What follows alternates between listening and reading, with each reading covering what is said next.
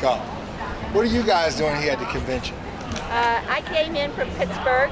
I drove 7 hours to get here because I am part of Everytown and Moms for Gun Sense in America. Okay. So we're trying to get people to pledge to support candidates that are going to try and bring some sort of common sense to our gun laws in this country. What could we do to bring that common sense? Because you know what, I say this right here because in my community, the black community, there's a lot of, gun, oh my God, it's almost like every other day.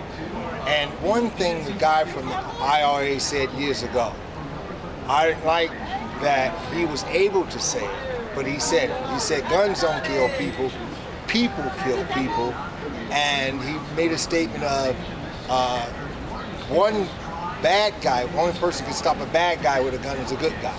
That's such baloney because, first of all, if you remember the Aurora shootings in the theater, there was a gentleman there who actually had a gun, owned a gun, and was from Texas, but he didn't bring the gun with him to Colorado to see his girlfriend. And the mother of that girl asked him, would it have done any good if your gun with you? And he said, no. You know why? Because he was carrying a pistol. These people are walking around with AR-15s. Yes. One pistol is not going to stop someone with an AR-15. Plus, do you know that a 13-year-old boy could not buy beer, could not buy cigarettes, could not buy a lottery ticket, but he went to a gun show and he bought a gun. A 13-year-old. A 13-year-old. And they're talking about people letting people carry guns on campus. Can you just see a fraternity party? Yeah, a fraternity party with a bunch of drunks and they all have guns? I don't think we need that. No. You want to say something? No, you're saying it all pretty much. We're human beings, we all bleed the same blood. Sure. We gotta wake up. Yeah. We gotta wake up in this country. Well, what can the parents do to offset that? Because these young people that have these guns and do that hindrance act, like in Newtown and things, this young man was highly trained. Now, this was a guy that, looked like he probably struggled with even tying his own shoe. But he could use that gun. That, what was it, a Bushmaster? Right. Develop our resources in this country, especially when it comes to the mental health community and knowing who the damaged people are and reaching out to them in ways that doesn't involve gun ownership, especially automatic gun ownership. You can buy a gun now if you have a history of mental illness.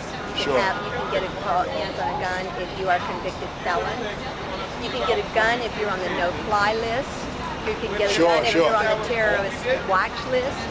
But the thing is, like with these kids, when you say talking to young people, there was a situation where two guys, they sort of bumped each other. You know how that goes. Like they get all puffed up. One of them hits the other one and ran away. And the one that he hit pulled out a gun and shot him in the back, killed him. Now, there's two lives that are ruined. One's dead, the other one's going to probably spend the rest of his life in prison. He wasn't necessarily a criminal, but he had access to a gun, he lost his temper, and he will pay for that the rest of his life. So if anyone interested in your program, Everytown for Gun Safety, how do they reach out to you guys? If they want to start their own branch, let's say in New Jersey, what would they do? We're all across the country. Okay. The biggest problem that we have is there's like 4 or 5 different groups. Sure. It would be better if we could all consolidate somehow and be one group. But you can go online, Google Everytown, Google Moms for Sensible Gun Laws. Sure. Just online, there's probably a chapter in every major town. Okay. I'd love to have people join us. Welcome. Thank you. Welcome to the cause. And this right here will be televised on BASA News, BASA News, YouTube. Excellent. Okay. Thank you so much. Thank you.